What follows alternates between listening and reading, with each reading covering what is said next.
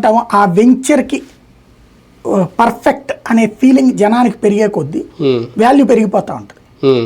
కాబట్టి అమరావతికి ఆ వాల్యూని క్రియేట్ చేయడంలో సక్సెస్ అయ్యి ఉన్నారు.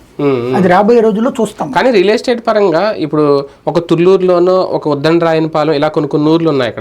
అక్కడెక్కడ ఒక తాడేపల్లి డెవలప్ అయినట్టు, లేదంటే విజయవాడలో ఇప్పుడు అజిత్ సింగ్ నగర్, లేదంటే ఇలా కొన్ని ప్రకాష్ నగర్ ఈ డెవలప్మెంట్ అయినట్టు అక్కడైతే ఎక్కడ అవ్వలేదు. అంటే అవ్వడం మీన్స్ ఒక అపార్ట్మెంట్ కట్టడము, లేదంటే అధికారులు ఇప్పుడు ఇక్కడి నుంచి అక్కడికి వెళ్తున్నారు తప్ప, తాడేపల్లి ఒక అపార్ట్మెంట్ ఫ్లాట్లోనే ఉండి వెళ్తున్నారు తప్ప అక్కడైతే ఎవరో ఉండట్లేదు. కానీ బాబు గారు వస్తే ఆ మార్పు కదా, ఒక పల్లెటూరు నగరంగా మారుతుంది అనేది కదా. అది మొన్న 5 ఏళ్ళు అంటే అవ్వలేదు, కనీసం ఇప్పుడు ఇంకా పునాది పడకపోవడం, ఈ వరదల వల్ల ఇంకా పూర్తిగా అది అవదా అనే ఒక భయం. ఇప్పుడు బేసిక్గా 100 రోజుల్లో అది అవుతుంది అనుకోవడం భ్రమ, 10 ఏళ్లలో కాకుండా.